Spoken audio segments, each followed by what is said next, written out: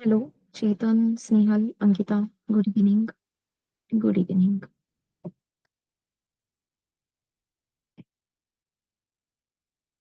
एक 2 मिनट के लिए वेट करते हैं and then we will start. Okay?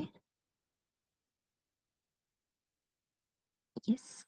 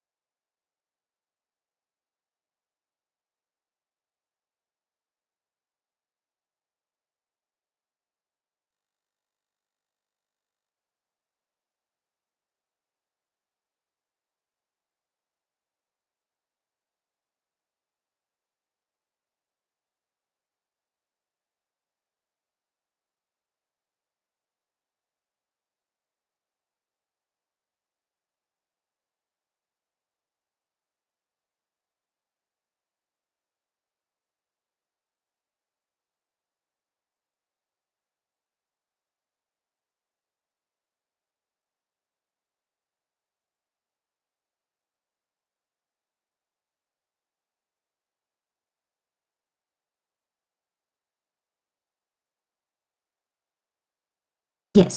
So start करते हैं। Am I audible everyone? Yes.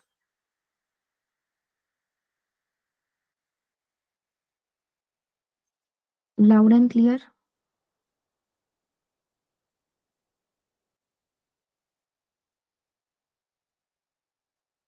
Okay. और स्क्रीन विजिबल है?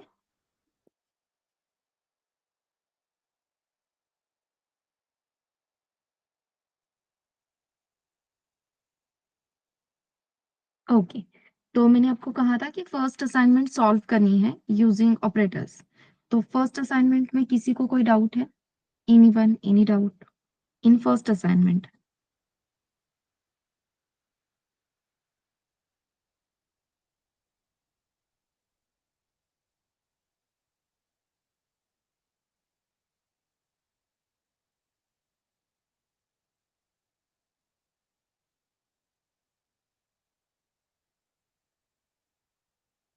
वो रूट कैसे ऐड करना है, ठीक है, देखते हैं।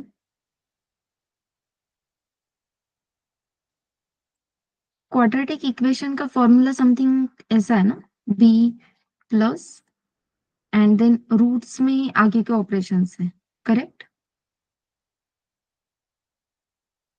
हाँ।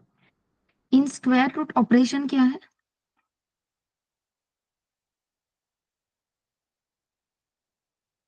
आई am writing SQRT for square root. तो स्क्वायर रूट में ऑपरेशन क्या है? I think B - AC something divide by 2A, correct है?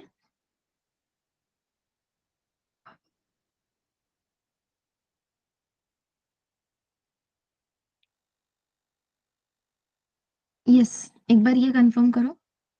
ओह sorry, B square -4AC divide by 2 है। तो यहाँ पे 4AC एंड यहाँ पे B स्क्वायर। ठीक है।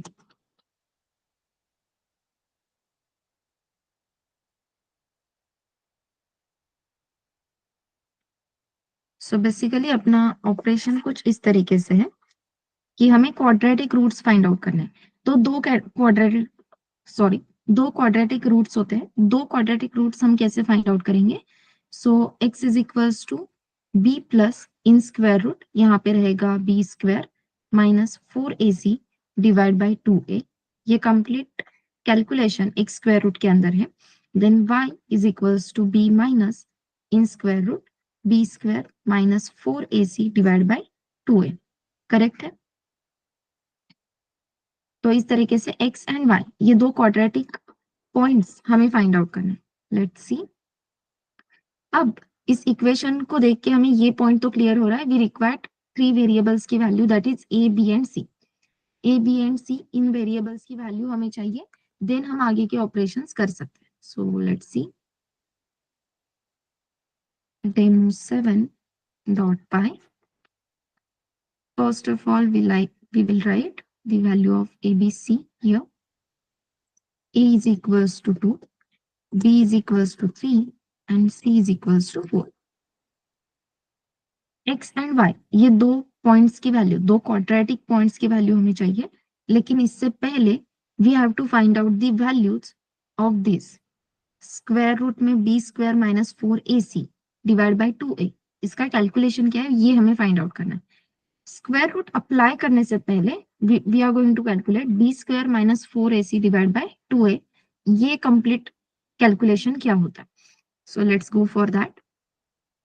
So calculation is equals to, we want to find out b square, that is b exponential operator 2 minus 4 into, sorry, 4 into a into c divide by 2 into a, correct है? अब इसमें आपको decide करना है सबसे पहले आपको कौन सा ऑपरेशन एग्जीक्यूट करना है। So we will first go for this, then we will go for this complete operation जो अपनी न्यूमरेटर में है। So first we will solve the numerator, then divide by denominator, that is 2a। यहां तक clear है? So accordingly हमें calculation मिल जाएगा। Correct. अब ये कैलकुलेशन मतलब क्या है? स्क्वायर रूट के अंदर जो वैल्यूज हमने लिखी है वो कैलकुलेशन है। अब ये जो कैलकुलेशन है b square minus 4AC divide by 2 है, ये x के लिए भी एप्लीकेबल है, y के लिए भी एप्लीकेबल है। बस अब हमें इस कैलकुलेशन का स्क्वायर रूट फाइंड आउट करना है, यही मेन टास्क है। अगर आपको किसी भी वैल्यू का स्क्वायर रूट फाइंड आउट करना है तो आपको, जैसे अभी स्क्वायर फाइंड आउट करने के लिए हमें एनी वैल्यू रेज टू 2 लिखते हैं, वैसे ही if we write any value raise to 0.5 then we will get the square root of that value. This is specifically for square root. ठीक है? अगर आपको किसी भी वैल्यू का स्क्वायर रूट चाहिए तो कैलकुलेशन है वैल्यू रेज टू 0.5। आवाज ब्रेक हो रहा है मेरा एवरीवन?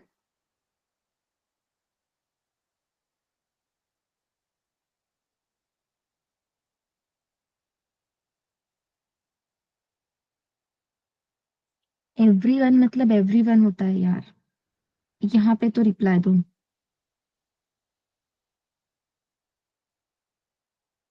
नो। चेतन एक बार नेटवर्क कनेक्टिविटी चेक कर लो, ठीक है? Okay fine. सो हमें जो स्क्वायर रूट चाहिए था कैलकुलेशन का वो हमें मिल जाएगा with the help of this raise to 0.5। अब इस कैलकुलेशन को अगेन हम एक वेरिएबल के थ्रू स्टोर कर लेते हैं, जैसे कि result is equals to calculation raise to 0.5 power, square root मिल गया। अब अगर हम फिर से इक्वेशन देखें तो एक्स कोऑर्डिनेट की वैल्यू फाइंड आउट करने के लिए जो भी रिजल्ट हमें मिला है, जो भी स्क्वायर रूट का आंसर है, वो हमें बी में प्लस करना है। वाई कोऑर्डिनेट का, सॉरी, वाई कोऑर्डिनेट की वैल्यू फाइंड आउट करने के लिए बी से हमें वही स्क्वायर रूट की वैल्यू माइनस करनी है। So simply we will write x is equals to b plus result and y is equals to b minus result. Okay, and then we will print the answer. So points of quadratic equations are, points of quadratic equations are, let's go for the next print and यहाँ पे हम print करेंगे x is equals to value of x variable, y is equals to value of y variable। ठीक है? Question of quadratic equation clear है क्या everyone?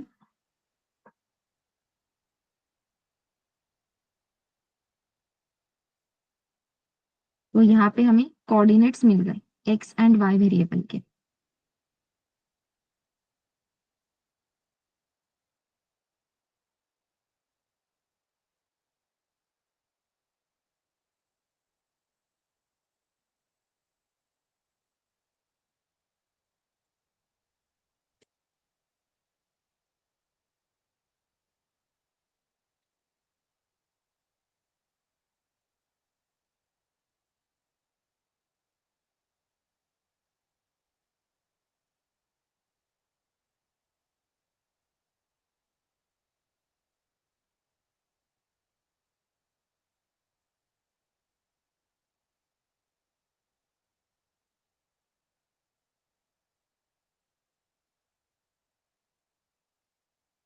ठीक।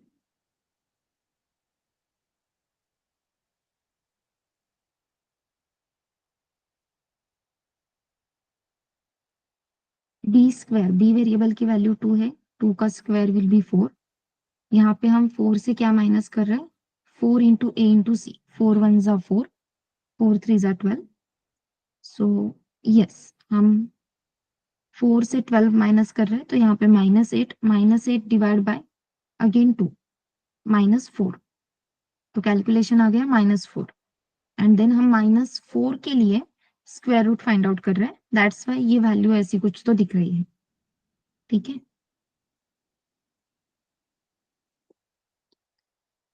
अगर हम यहाँ पे कुछ चेंजेस कर लेते हैं तो कुछ डिफरेंट वैल्यूज दिखाई देगी। ओके, एक्स एंड वाई, अब हमें पॉजिटिव वैल्यूज मिली, बी की वैल्यू ग्रेटर है, तो प्रॉपर आंसर आपको मिल जाएगा। क्लियर है एवरीवन?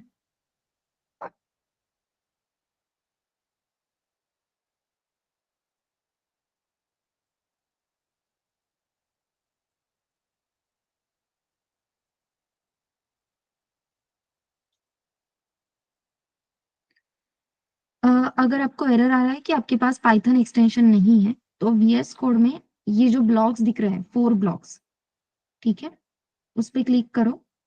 यहाँ पे पाइथन ये एक्सटेंशन सर्च करो, search for the Python extension. आपको यहाँ पे बहुत सारे ऑप्शंस दिखाई देंगे, ठीक है। जो पाइथन माइक्रोसॉफ्ट का है, ये वाला पाइथन का एक्सटेंशन आप इंस्टॉल कर लो। इंस्टॉल होने के बाद आपका एरर चला जाएगा। Okay Ankita?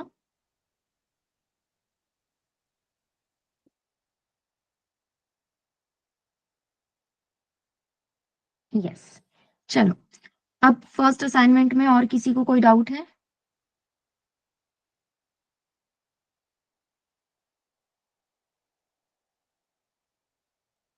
First assignment complete है आपकी?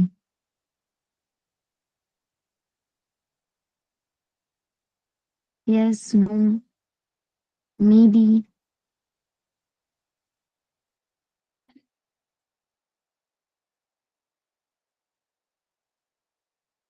Yes. Okay Sarjana, what about others?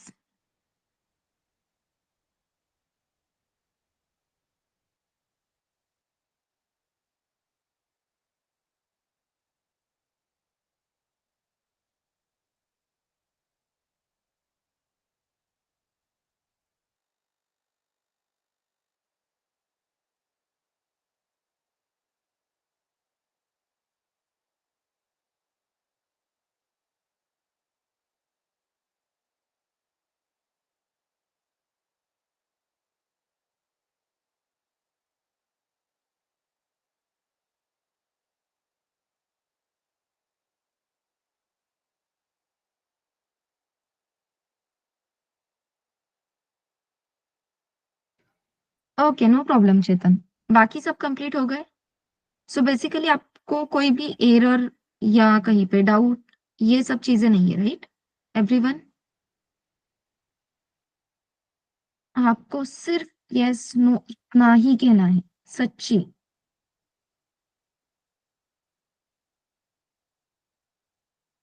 कल के टॉपिक में किसी को कोई डाउट है क्या?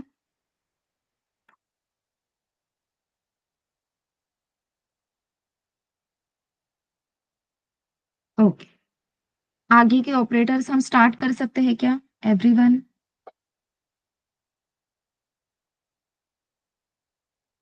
अपने अरिथमेटिक ऑपरेटर्स कंप्लीट हो गए। अपना जो मेन काम था वो अरिथमेटिक ऑपरेटर्स पे ही था। सो बाकी ऑपरेटर्स जो है अपने पास, रिलेशनल ऑपरेटर्स, देन अपने लॉजिकल ऑपरेटर्स, बिटवाइज ऑपरेटर्स, ये कभी हम यूज ही नहीं करेंगे ऐसा नहीं है। जरूरत लगने पे वो यूज करने वाले हैं, लेकिन अभी तक उसका यूज आया नहीं है। ठीक है, जो कंपैरिजन ऑपरेटर्स होते हैं वो जनरली हम इफ एल्स, ये जो कंडीशन चेकिंग स्टेटमेंट्स होते हैं उनके साथ यूज करते हैं। आई थिंक किसी का तो माइक ऑन है, नम्रता प्लीज माइक म्यूट करो। चलो, सो अभी let's start with the relational operator first and let's see, चलेगा?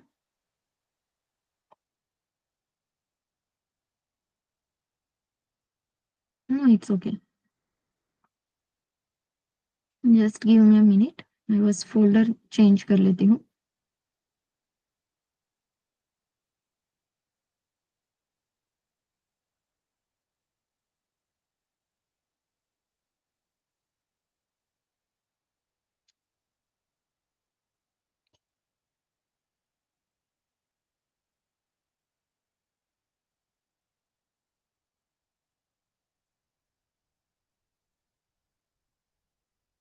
So demo 1.5. Let's start with the comparison operators, also known as relational operators. एक बार फटाक से मुझे बताओ कौन से relational operators है अपने पास?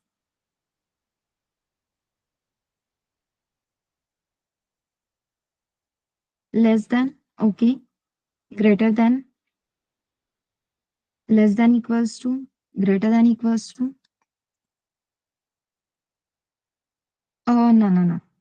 Those are the binary operators, bitwise operators, Chetan, okay.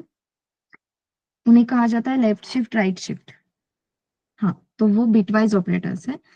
So relational operator से less than, greater than, less than equals to, greater than equals to, then exactly equals to, and not equals to. Okay, everyone, ये clear है?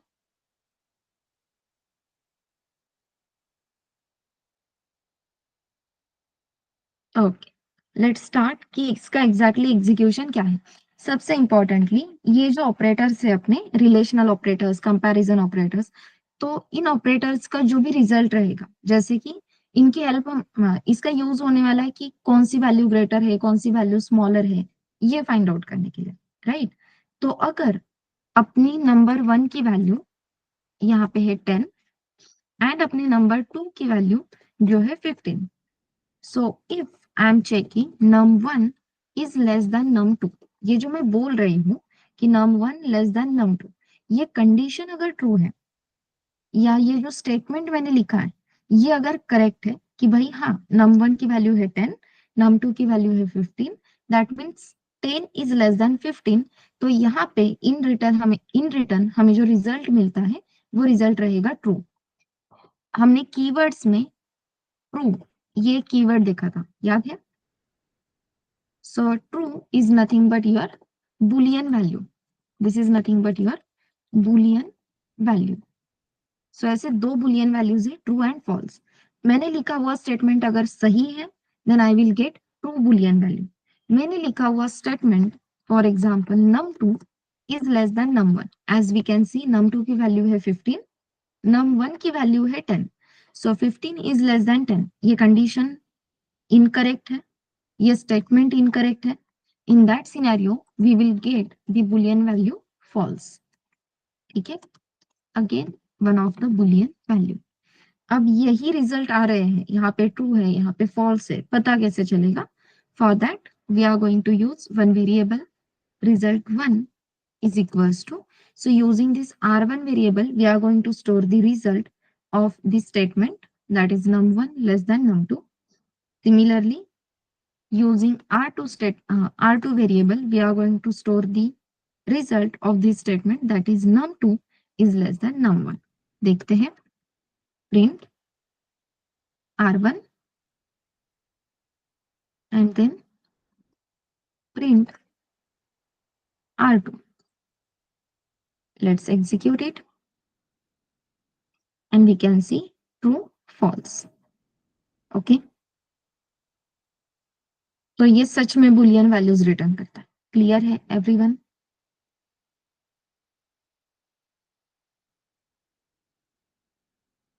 Yes.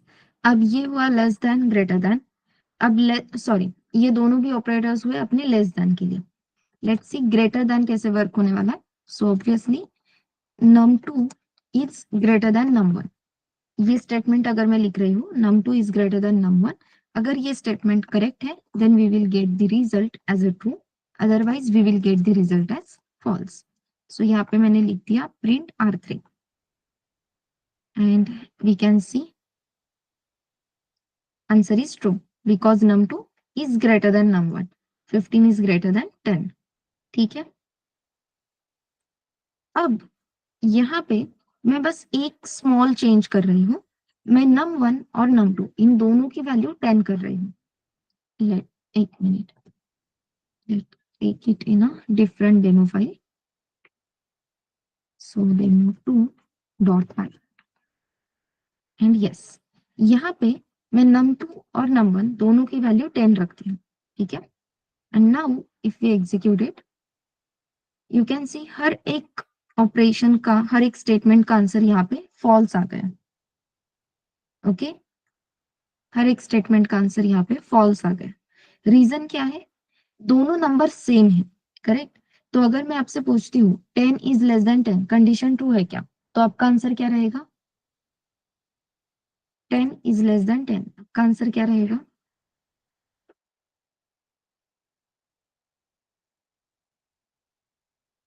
False, no, right. 10 and 10 equal है, किसी से कम किसी से ज्यादा है क्या? नहीं। परफेक्ट। ऐसे ही सिनेरियोज के लिए अपने पास ऑपरेटर है less than equals to, greater than equals to, जहां पे मुझे नंबर 1 और नंबर 2 की वैल्यू एग्जैक्टली इक्वल रहती है, तो भी अगर कुछ प्रॉब्लम नहीं है, then we will go for the less than equals to and greater than equals to. बस यहाँ पे एक चीज का ध्यान रखना है, less than and equals to, ये दो जो ऑपरेटर्स है इसमें गलती से भी स्पेस नहीं देनी है, ठीक है। विदाउट स्पेस लिखोगे चलेगा, स्पेस आती है तो एरर आएगा।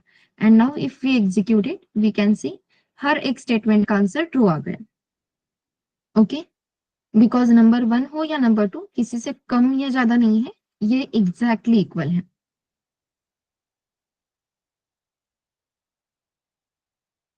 Okay,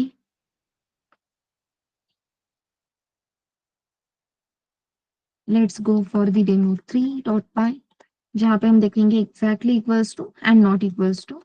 so num1 is equals to 10, num2 is equals to 15। यहाँ पे मैं अगर लिखती हूँ result 1 is equals to num1 again exactly equals to num2, num1 exactly equals to num2, ये मैं यहाँ पे एक स्टेटमेंट लिख रही हूँ। अगर स्टेटमेंट सच है तो आंसर विल बी ट्रू, नहीं तो answer will be false. So print result 1 and then R2 is equals to num1 is not equals to num2। अगर नंबर 1 और नंबर 2 की वैल्यू एग्जैक्टली इक्वल नहीं है, देन जो भी आंसर है वो R2 वेरिएबल के थ्रू हम यहाँ पे प्रिंट करके देख सकते हैं। And if we execute it, तो num1 exactly equals to num2, तो 10 exactly equals to 15, answer will be false. But 10 is not equals to 15, answer is true. If I change num2 to the 10 and if we execute it, then we can see number 1 and number 2 exactly equal hai, then answer will be true. But 10 is not equals to 10, num1 is not equals to num2, answer will be false.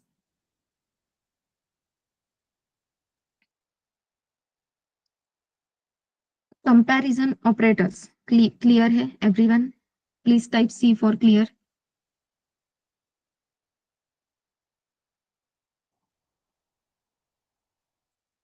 Okay. Now let's go for the logical operators. So demo 4 dot py. अब logical operators देखने से पहले हमें एक चीज देखनी है important, that is logical table, ठीक है।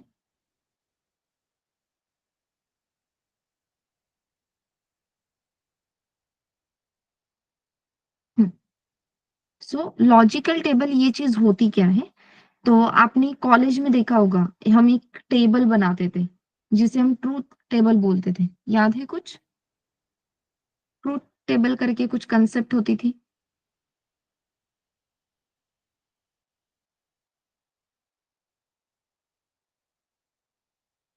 Correct correct correct. सो वही ट्रूथ टेबल हम यहाँ पे क्रिएट करने वाले हैं। एज वी ऑल नो, अपने पास दो लॉजिकल ऑपरेटर्स है। First one is and operator and second one is और ऑपरेटर, करेक्ट। अब एंड ऑपरेटर और ऑपरेटर, इन दोनों के लिए हमें दो इनपुट्स की जरूरत होती है, ठीक है। सो यहाँ पे मैं लिखती हूँ इनपुट 1 एंड यहाँ पे है अपने पास इनपुट 2। जस्ट टेल मी कि ये फॉन्ट विजिबल है ना आपको? ओके, एंड यहाँ पे रहेगा अपना आउटपुट। सो 1 2 3 एंड 4, 4 केसेस हम देखने वाले हैं।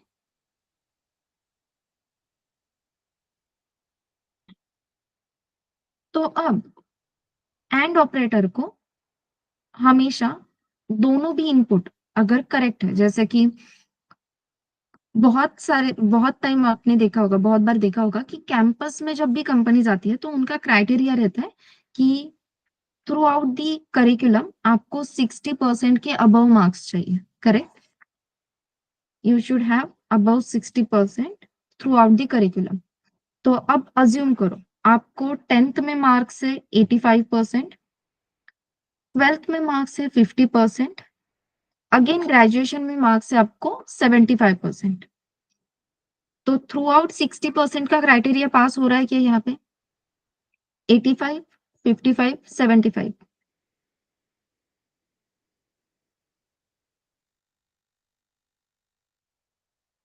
क्वेश्चन क्लियर नहीं है?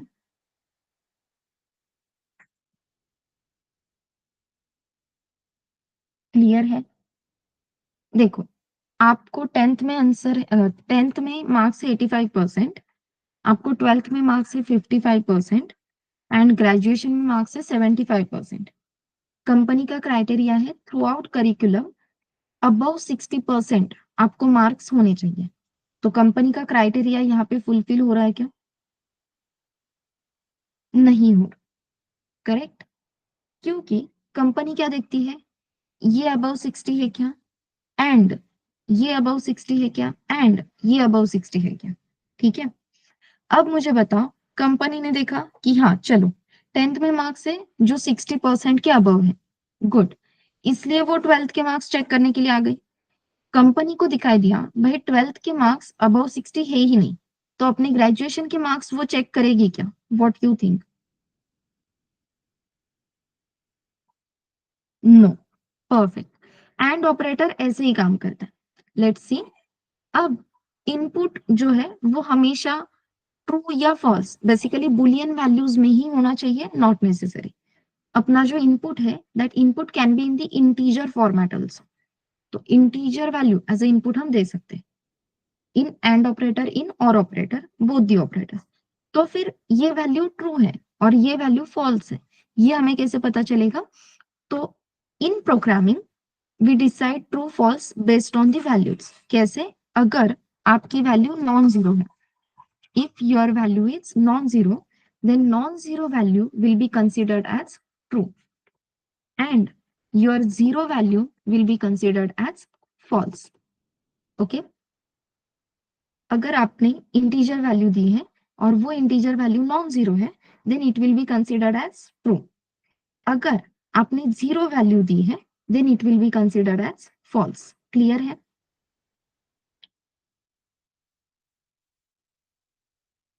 यस। तो अब यहाँ पे मैंने फर्स्ट इनपुट जो दिया है वो है non zero value, and second input जो दिया है वो भी है non zero value. Then what will be the output?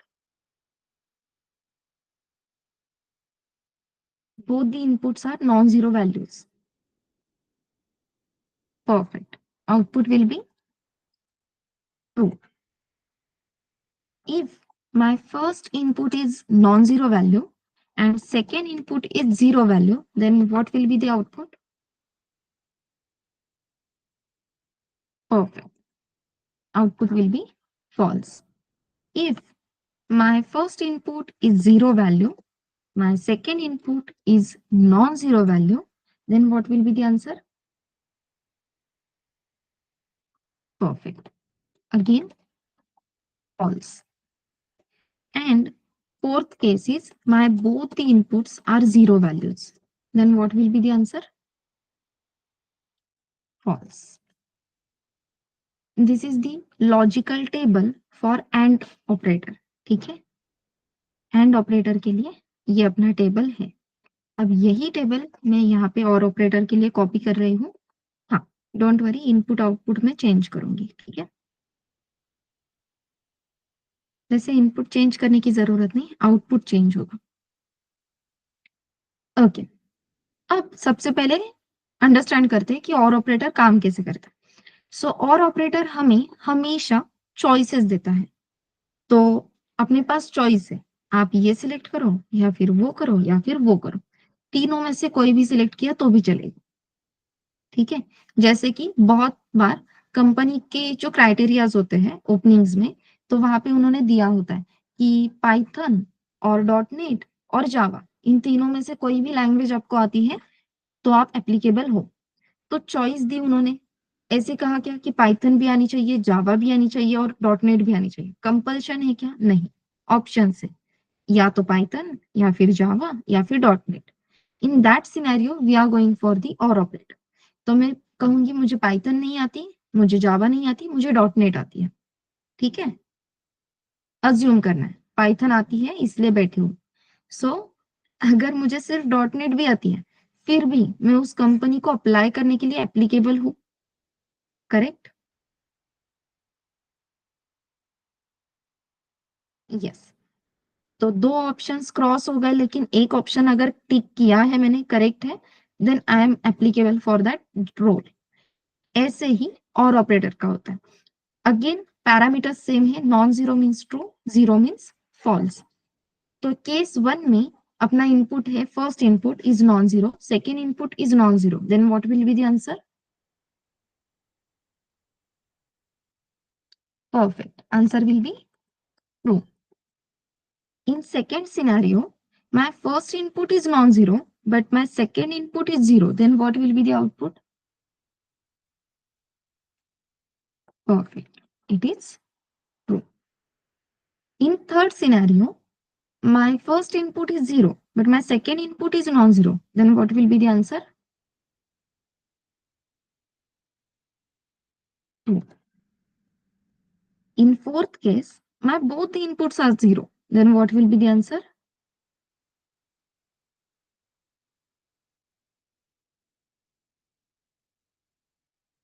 False. Correct.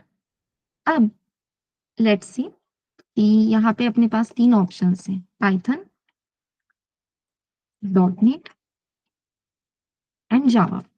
ठीक है, इसमें से मैंने कहा Python no, dot net no, Java yes, assume करना है। ठीक है, तो मुझे बताओ, यहाँ पे पाइथन के लिए मैंने नो बोल दिया, तो जो कंपनी वाले लोग हैं वो सेकेंड ऑप्शन चेक करेंगे या नहीं करेंगे?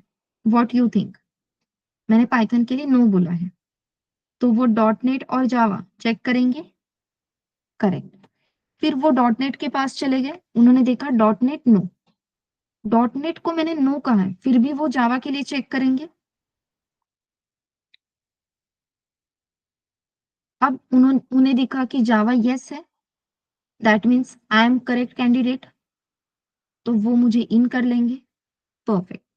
यही अगर ऐसा रूल होता कि पाइथन, डॉट नेट, जावा ये तीनों कंपलसरी आने चाहिए, और आप यहाँ पे देख सकते हो कि पाइथन को मैंने नो बोल दी, तो मुझे बताओ कंपल्शन है, पाइथन को ही मैंने नो बोला, तो मुझे डॉट नेट और जावा आता है या नहीं आता, ये चेक करेंगे क्या?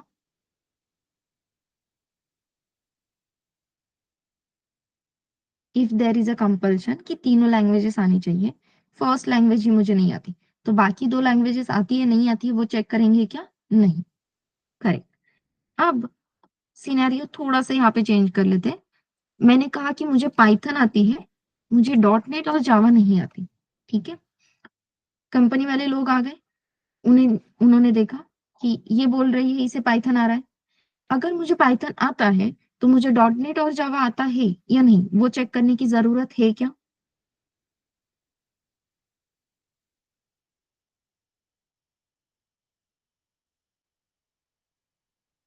नो। ऐसे ही आपका और ऑपरेटर काम करता है। अगर आपका फर्स्ट इनपुट नॉन जीरो है, if your first input is non zero, तो सेकेंड इनपुट चेक ही नहीं होगा, डायरेक्ट आंसर मिलेगा ट्रू। ये लाइन नोट डाउन कर लो। If first input if first input is non zero in OR operator, then compiler will not check the second input. It will directly give you output as true. Repeat करना है तो बताओ, मैं repeat कर दूंगी।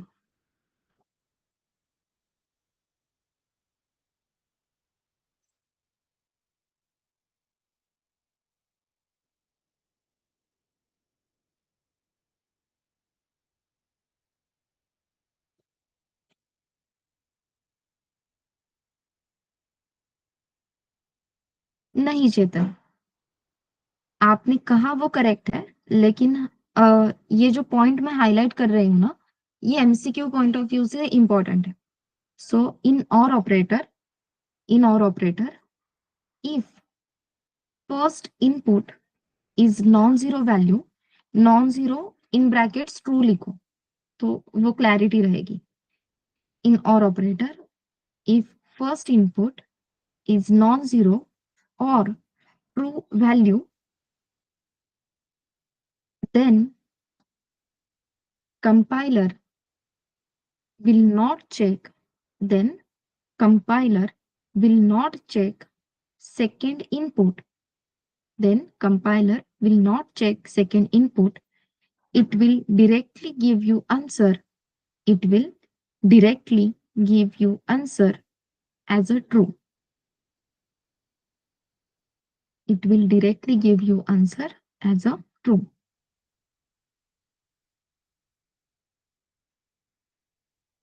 अगर हो जाता है तो please type D for done everyone.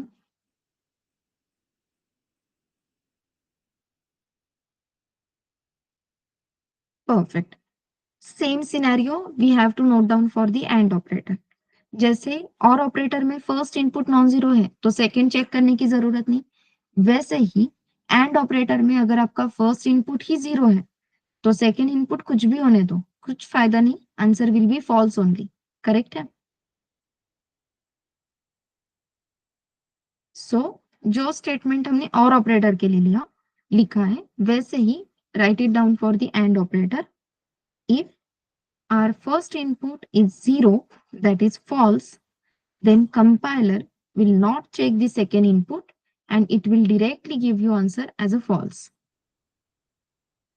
ये मैंने फास्ट कहा क्योंकि आप ऊपर के लाइंस कॉपी कर सकते हो। And जैसे ये सेंटेंस लिख के होता है, again please tell me D for done करके।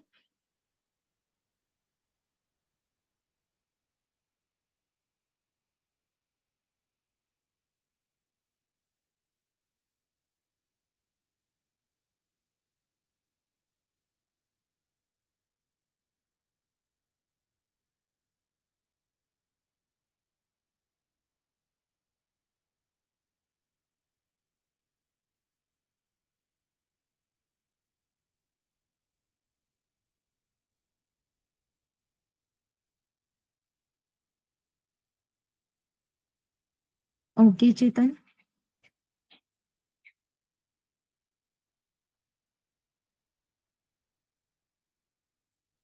ओके ईशा।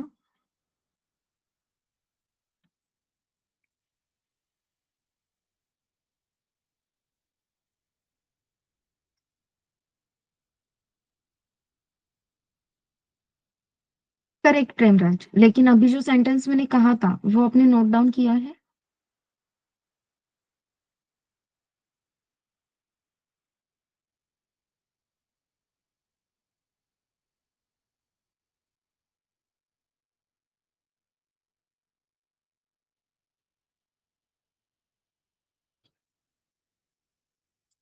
यस प्रेमराज, जो सेंटेंस मैंने बताया था वो आपने नोट डाउन किया है?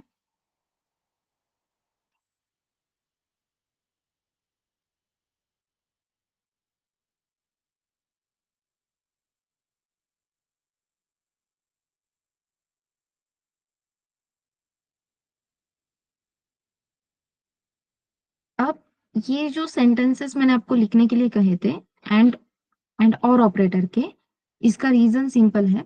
एज यू ऑल नो कि कंपनी इंटरव्यू या कोडिंग राउंड से पहले एप्टी कंडक्ट करती है, करेक्ट? एंड एप्टी में सिर्फ मैथमेटिकल या अपनी इंग्लिश क्वेश्चंस नहीं होते हैं to check your knowledge of English, to check your knowledge of mathematics. इसके साथ आपको कोड के स्निपेट्स दिए जाते हैं, छोटे छोटे कोड दिए जाते हैं, राइट? एंड ऑप्शंस दिए जाते हैं, what will be the answer of above four, and हमें आइडेंटिफाई करके वो आंसर टिक करना है। तो वहां पे हमें एंड और ऑपरेटर के क्वेश्चंस किए जाते हैं। अब वो क्यों किए जाते हैं, कैसे उन्हें डील करना है, लेट्स सी। आप सबके सामने ट्रूथ टेबल है, एवरीवन?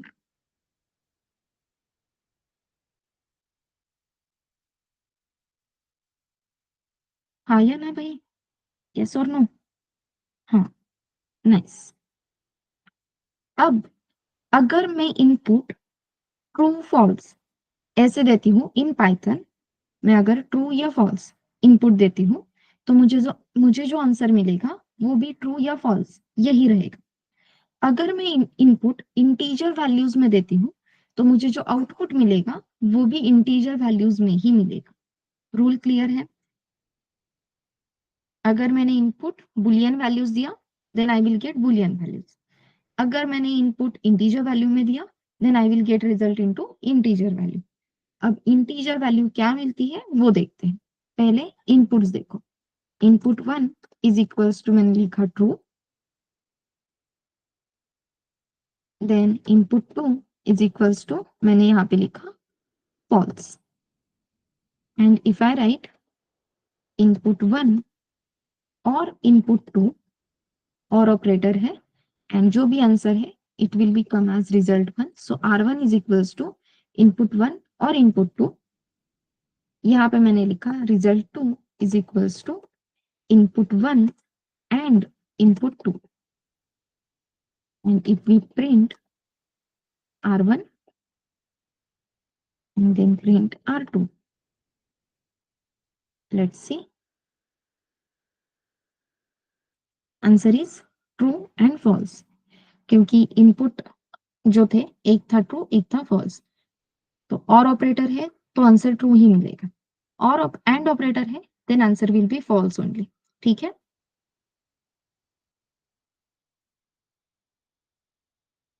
लेकिन इसमें मजा नहीं, ये ट्रू फॉल्स हमें पता है, थोड़ा सा मजेदार काम करते हैं। चलो, let's work with the numbers. अब मेरे पास, चलो नंबर वन वगैरह नहीं लेते हैं, डायरेक्टली रिजल्ट स्टोर करते हैं। So result one is equals to, मैंने यहाँ पे लिखा 5 and 0 and 23 and 5 and again 0। क्या लगता है what will be the answer of R one?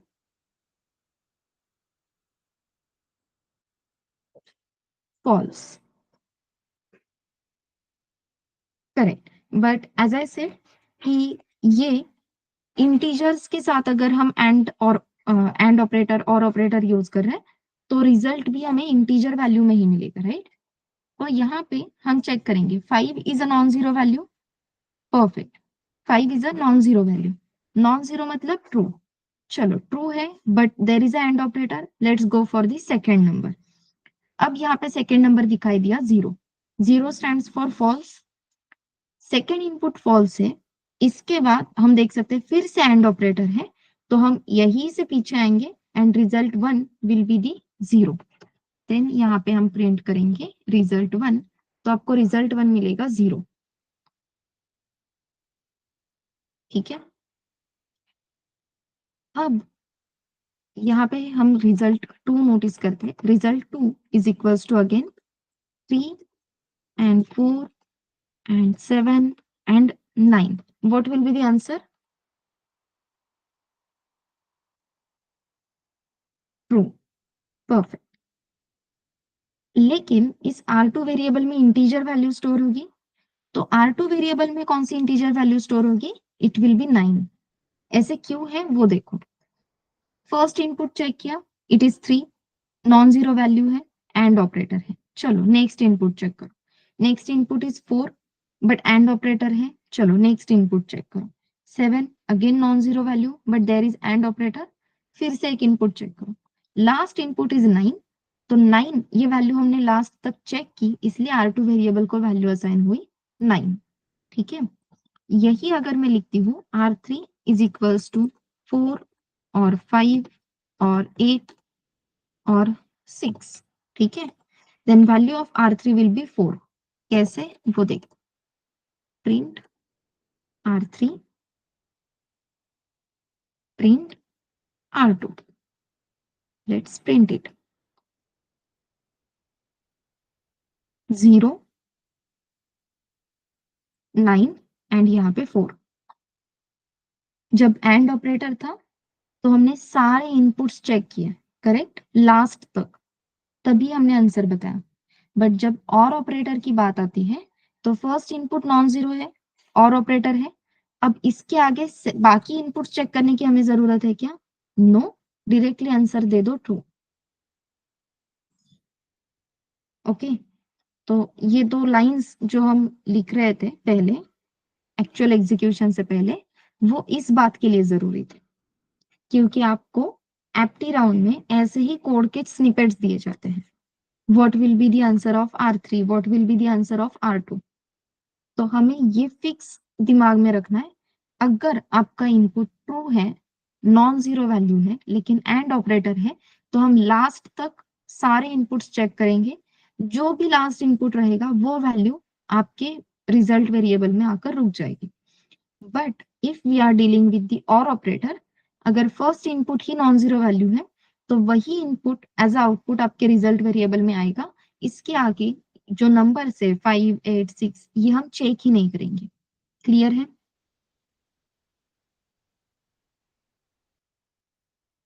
Yes everyone?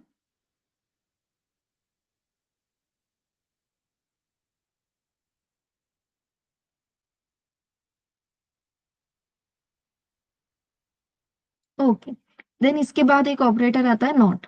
Not operator का काम सिंपल है, अगर अपना रिजल्ट ट्रू है और मैंने लिख दिया नॉट रिजल्ट, तो ट्रू का वो फॉल्स कर देगा, ठीक है। जो रिजल्ट एक्चुअली ट्रू था वो फॉल्स हो जाएगा। If my result is false और मैंने लिख दिया नॉट रिजल्ट, तो वो फॉल्स का ट्रू कर देगा। So what ever your input is, वो उसका उल्टा कर देगा, ट्रू का फॉल्स, फॉल्स का ट्रू, ठीक है। नॉट ऑपरेटर आप खुद से ट्राई करोगे एवरीवन?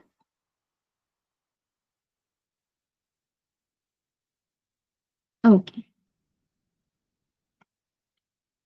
डेमो 6.5। चलो प्रीवियस डेमोस बंद कर देती हूँ।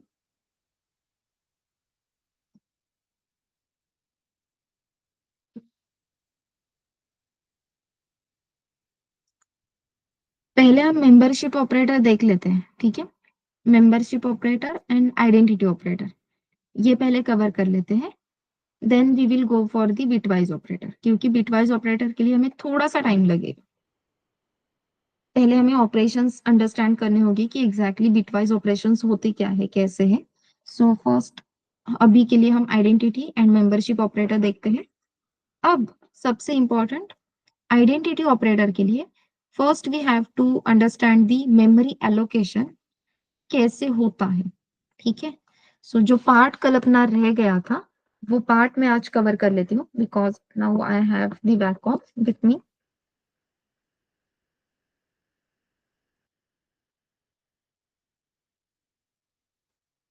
चलो, तो ऑपरेटर्स देखने से पहले लेट्स सी मेमोरी एलोकेशन किस तरीके से होता है। तो मेमोरी एलोकेशन ऐसे ही होता है, ऐसा ही मेमोरी का डिवीजन है, ऐसे मत समझना, ठीक है। एक्चुअल मेमोरी का डिवीजन अपने रैम पे कैसे होता है वी ऑल्सो डोंट, बस इतना समझ लो। फॉर एग्जाम्पल ये अपनी रैम मेमोरी है, ठीक है। बहुत ही टेढ़ा हो गया, वेट।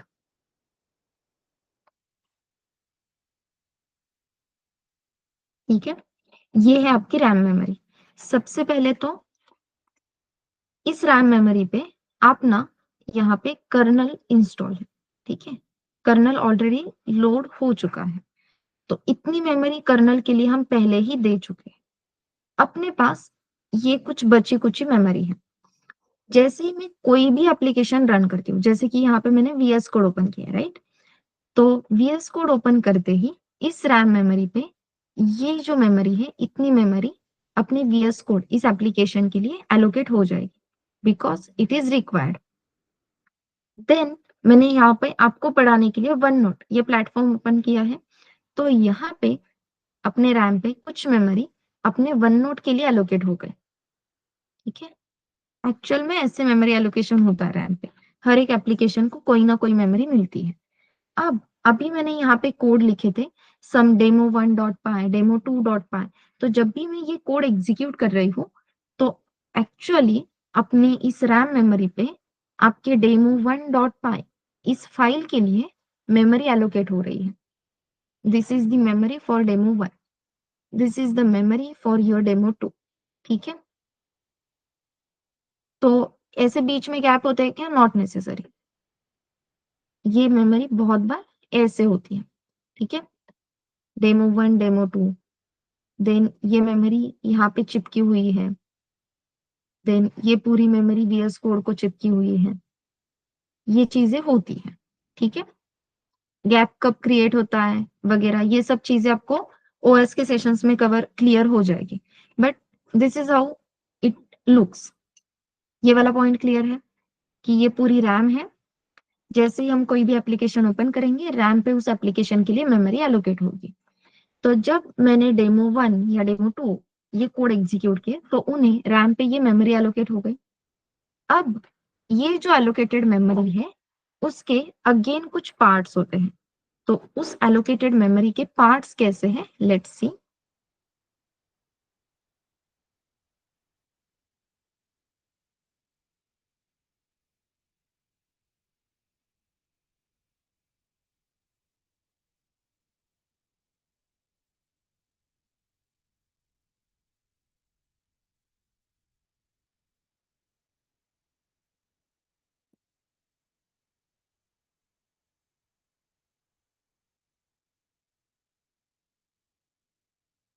ओके, सो अपने एक्चुअल मेमोरी के ये तीन पार्ट्स होते हैं, बेसिकली दो पार्ट्स। ये जो ऊपर का पार्ट है this is known as code segment, this is known as code segment. और ये जो नीचे का पार्ट है this is known as data segment.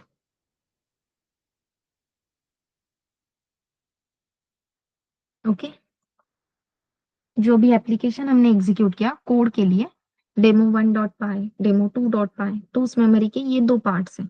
ऊपर का पार्ट है कोड सेगमेंट, नीचे का पार्ट है डेटा सेगमेंट। डेटा सेगमेंट के अगेन तीन हिस्से होते हैं। ठीक है, ये जो फर्स्ट वन दिख रहा है ओपन एंडेड, ये है स्टैक। स्टैक की कंसेप्ट ही है, स्टैक एक साइड से क्लोज रहता है, दूसरे साइड से ओपन रहता है। बिकॉज स्टैक में एंट्री एंड एग्जिट ये दोनों पॉइंट एक ही होते हैं। यही से एंट्री मिलेगी और यही से एग्जिट भी मिलेगी। That's why stack is open ended. Okay everyone, then यहाँ पे जो ब्लॉक है this is known as global and static. मैंने G&S लिखा है, आपको वो कंप्लीट लिखना है, ग्लोबल एंड स्टैटिक। एंड नीचे जो ब्लॉक है वो है हीप मेमोरी। तो जो भी मेमोरी हमें एलोकेट हुई है स्पेसिफिक एप्लीकेशन को रन करने के लिए ऑन रैम, उस मेमोरी के इस तरीके से टोटल फोर हम कह सकते हैं पार्ट्स हो गए। First part is code segment, second one is stack, third one is global and static, fourth one is heap. Main two parts है code segment and data segment. Is it clear everyone? फटाक से ये diagram draw कर लो और जैसे ही हो जाता है please type D for done.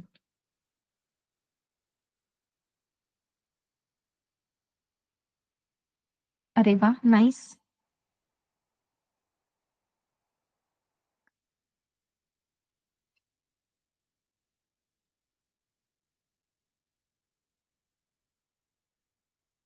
Nice, इसे कहा जाता है मेमोरी डायग्राम, जो हम through out the course use करने वाले हैं। ठीक है, this is nothing but your memory diagram.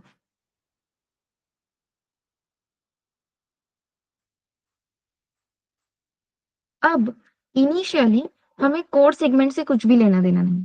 Code segment basically हम एंड तक भी देखेंगे या नहीं, डोंट, जरूरत लगती ही नहीं है।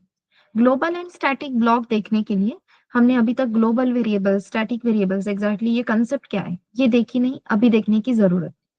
सो mainly we are going to work on the stack and heap. Okay, Initially we are going to work on the stack and heap. So let's understand कि ये stack और heap exactly काम कैसे करते हैं.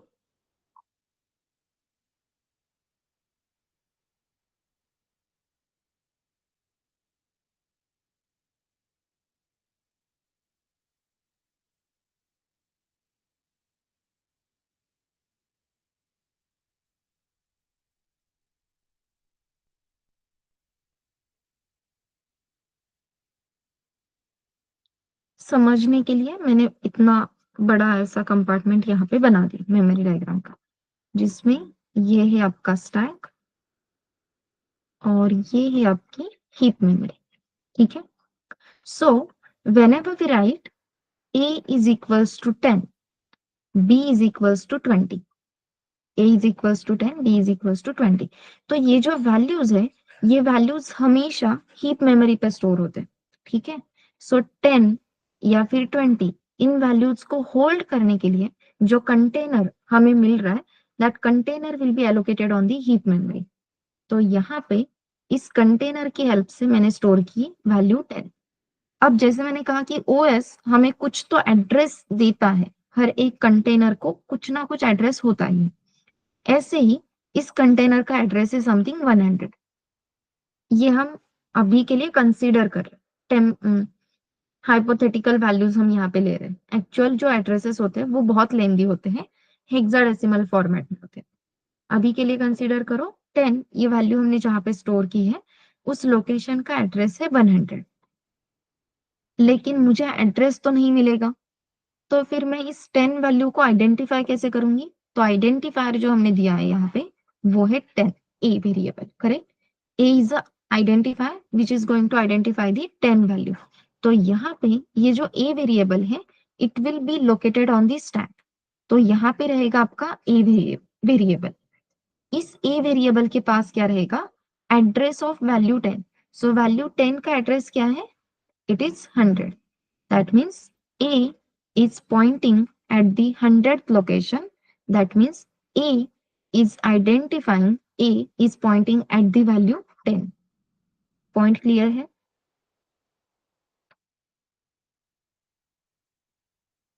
Variables will be always allocated on the stack. Values will be always stored at the heap. ऐसे ही अगर मैंने यहाँ पे लिखा है b is equals to 20, तो अगेन 20 is a value.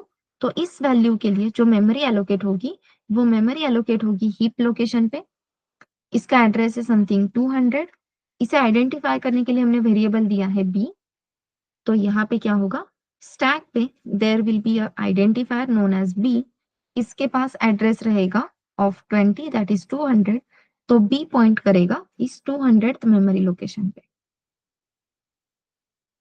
अब जब हम लिख रहे थे a plus b, correct, a plus b, इस स्टेटमेंट की वजह से हमें कोई भी एरर नहीं आएगा. क्यों?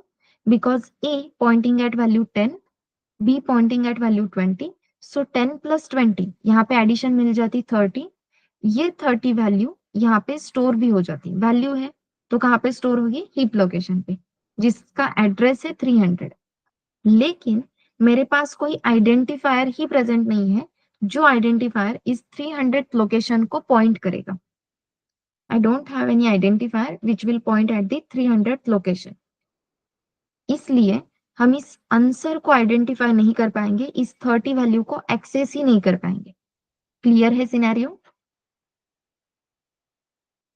So it will become non not accessible, not accessible memory. Clear है.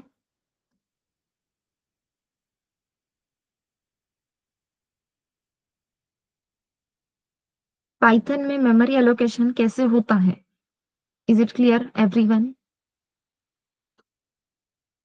ओके, लेट्स सी कि हम ए और बी को वेरिएबल क्यों कहते हैं. ठीक है, ए और बी को वेरिएबल क्यों कहते हैं. तो यहाँ पे हमने ए इज इक्वल्स टू 10 लिख दिया, बी इज इक्वल्स टू 20 लिख दिया. Just give me a minute, ये थोड़ा सा अरेंजमेंट में प्रॉपरली कर लेती हूँ तो जगह मिलेगी हमें.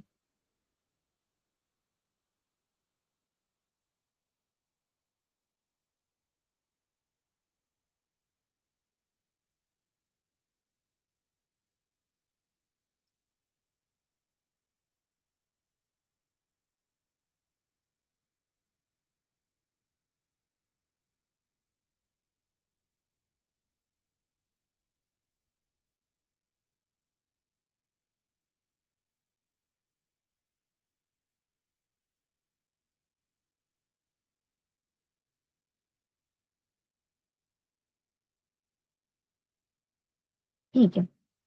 अब a Poynting eight 10, b Poynting eight 20। अब मैंने फिर से यहाँ पे a वेरिएबल का रीयूज कर लिया। मुझे 10 वैल्यू की अब जरूरत नहीं है, तो मैंने यहाँ पे लिख दिया a इज इक्वल्स टू 100। ठीक है, मुझे a वेरिएबल में जो 10 वैल्यू थी, अब 10 वैल्यू नहीं चाहिए मुझे, a वेरिएबल की वैल्यू 10 नहीं 100 चाहिए। चलो 100 नहीं कहते हैं, 110 कहते हैं। ठीक है, तो मैंने यहाँ पे लिख दिया a is equals to 110। Initially value क्या थी 10, अब मैंने क्या बोल दिया a is equals to 110। 110 is a value, तो वैल्यू है तो उसे मेमोरी कहाँ पे एलोकेट होगी, हीप पे। सो हीप लोकेशन पे हमें यहाँ पे मेमोरी एलोकेट होगी, जिसकी हेल्प से हम वैल्यू स्टोर करेंगे 110।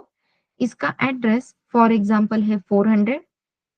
अब ये 400 लोकेशन कौन स्टोर करेगा, आपका ए वेरिएबल।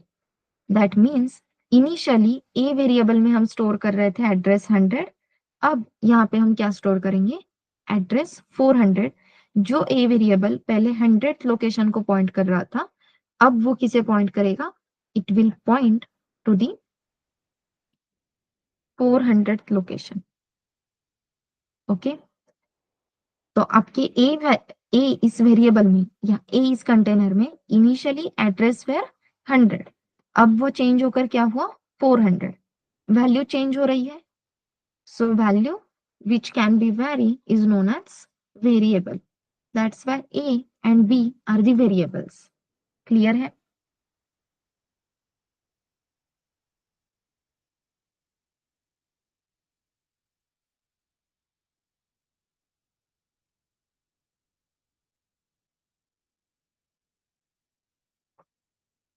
ओके, अब ऐसा सिनेरियो है, फॉर एग्जांपल बी वेरिएबल के हेल्प से आपने वैल्यू स्टोर की है 20, एंड देन आपने यहाँ पे लिखा c इज इक्वल्स टू 20। तो आपके अब क्या होगा, c is equals to 20, right? So 20 is a value. पहले हम चेक करेंगे हीप लोकेशन में कहीं पे 20 वैल्यू पहले से एग्जिस्ट करती है क्या। तो हमें समझ में आया 200 लोकेशन पे there is already one value known as 20।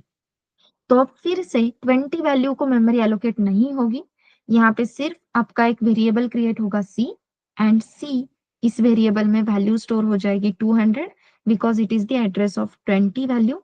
And अब आप देख सकते हो b एंड c, ये दोनों भी वेरिएबल्स एक ही मेमोरी लोकेशन को पॉइंट कर रहे हैं। ठीक है,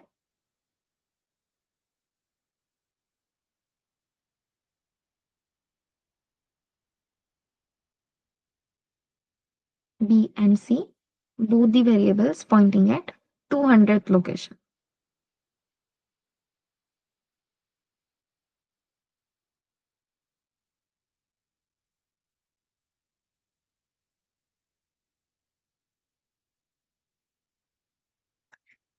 It's not like latest value. If we have already that value stored in heap memory, then वो हम कह सकते हैं कि मेमोरी वेस्ट नहीं करता। सेम वैल्यू स्टोर करने के लिए अगर हम अनदर मेमोरी एलोकेट करेंगे, then it will be memory wastage. So to avoid memory wastage, it will always prefer assign the address of that value which we have already stored.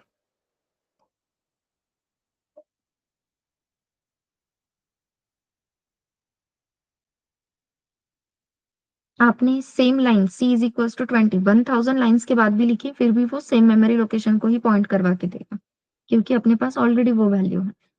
Okay everyone, clear है?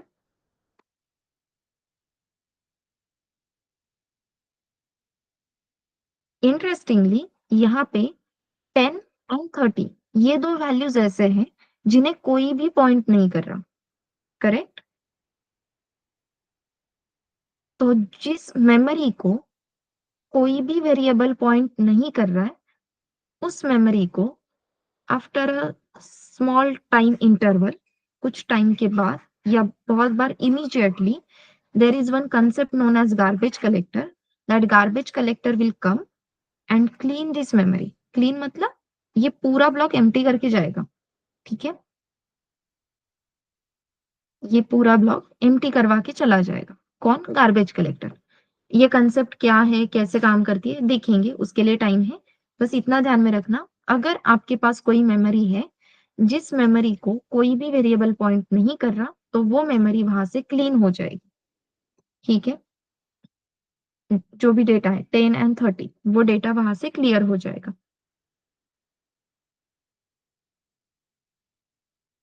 Okay everyone, यहाँ तक ठीक है?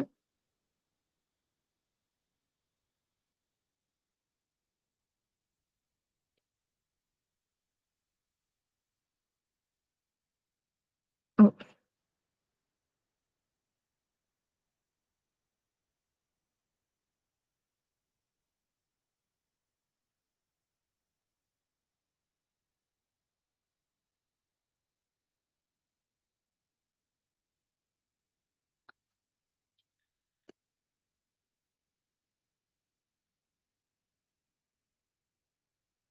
अब identity operator देखने से पहले हमें ये मेमोरी डायग्राम समझ में आना बहुत इंपॉर्टेंट था। इसका रीजन क्या है वो मैं बताती हूँ। Is operator is similar to exactly equals to operator. ठीक है, is similar to exactly equals to operator. बस होता क्या है, is operator checks the ID, it check it checks the ID, or we can say location ID, or we can say location of data, whereas exactly equals to operator, it checks the data only। ठीक है, मतलब exactly equal to operator क्या check करेगा, 10 exactly equals to 10 है या नहीं, ये check करेगा। ठीक है, इज ऑपरेटर क्या चेक करेगा, ये जो 10 वैल्यू है, इस 10 वैल्यू का लोकेशन एंड इस 10 वैल्यू का लोकेशन एग्जैक्टली इक्वल है या नहीं, ये चेक करने का काम इज ऑपरेटर का है। अब ये इज ऑपरेटर कहाँ पे यूज होता है ये हमें अभी नहीं समझ में आएगा, because it works with the object. ठीक है, it works with object. So जब हम ऑब्जेक्ट ओरिएंटेड प्रोग्रामिंग देखेंगे, एक्चुअल में ऑब्जेक्ट्स क्रिएट करेंगे, क्लास क्रिएट करेंगे, at that time we will cover that. So it works with object and it works with normal values. It works with values. Fine. Is and exactly equal, इस operator में क्या difference है, ये clear है क्या?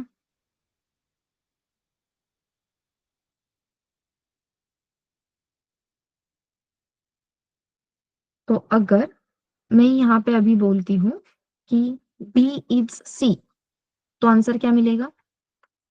हाँ, ये ट्रू और फॉल्स रिटर्न करता है। B इज C, इसका आंसर क्या रहेगा? ट्रू और false? True. Perfect. As you can see, b में भी वैल्यू है 200, सी में भी सॉरी लोकेशन है 200 200। सो बी इज सी, ये 200 200 देख के हमें आंसर मिलेगा ट्रू। लेकिन यहीं पे मैं अगर लिखती b exactly equals to c, तो हम क्या चेक करते हैं, एक्चुअल लोकेशन की value. So 20 exactly equals to 20 है क्या, देन आंसर इज ट्रू। ठीक है, same goes with is not is exactly equals to not equals to, is not is exactly equals to not equals to, but again same difference, it will work with the object, it works with the values। ठीक है, तो अगर मैं यहाँ पे लिखती हूँ a is not b, a is not b, तो यहाँ पे क्या चेक होगा, address in a that is 400 and address in b that is 200। so 4 is not 200, sorry 400 is not 200, what will be the answer? True or false? True. Correct. Because B is not, A is not B. That is 400 is not 200। यहाँ इसका opposite अगर मैं यहाँ पे लिखती A is not equals to B, तो हम क्या चेक करते, value of A that is 110 and value of B that is 20। So 110 is not equals to 20, ये यहाँ पे चेक होता। क्लियर है? ये मैं जो अभी बोल रही हूँ, ये आप नोट डाउन में नोट कर रहे हो एवरीवन?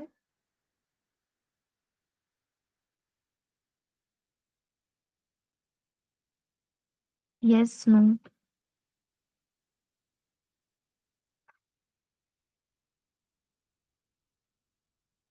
लिख रहे हो ना? बी इज सी मतलब क्या चेक हो रहा है? 200 is 200। B exactly equals to C मतलब क्या चेक हो रहा है? 20 exactly equals to 20। A is not B मतलब क्या चेक हो रहा है? 400 is not 200। And A not equals to B मतलब क्या चेक हो रहा है? 110 is not equals to 20। Okay,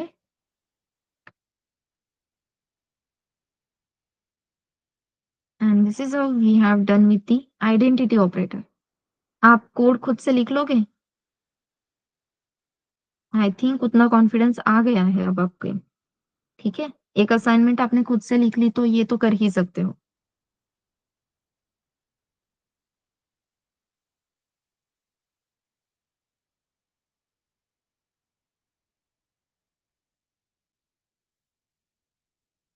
okay, and then let's go for the membership operator. Membership operator में दो ऑपरेटर्स आते हैं, इन एंड नॉट इन। अब ये ऑपरेटर्स स्ट्रिंग पे अभी के लिए हम देख सकते हैं। ठीक है, स्ट्रिंग डेटा टाइप पे we can see the use of in and not in. होता क्या है, मेरे पास फॉर एग्जांपल यहाँ पे एक स्ट्रिंग है first bit. One string is there known as first bit. ठीक है, मुझे चेक करना है फर्स्ट बिट में आई प्रेजेंट है या नहीं। So check if I is present और not in first bit.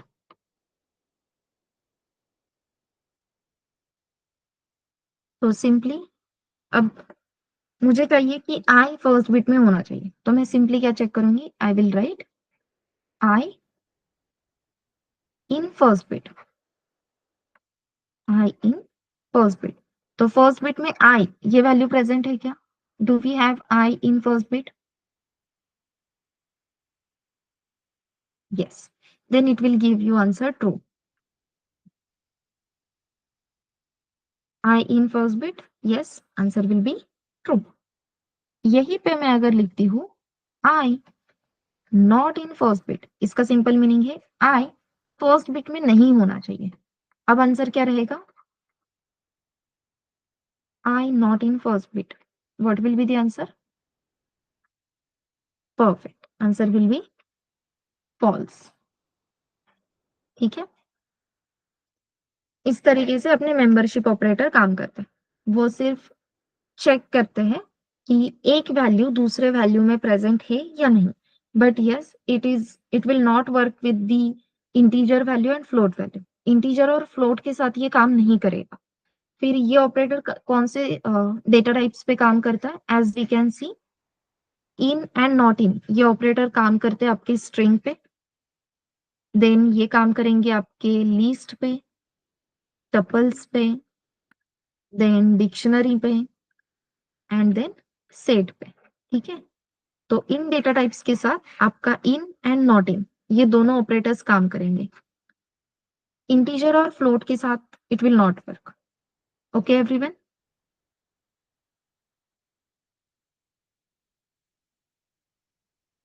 Membership operator clear है?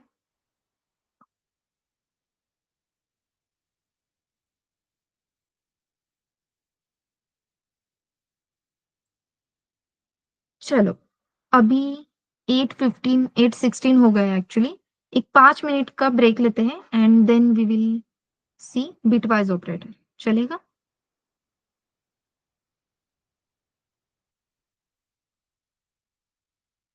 ओके।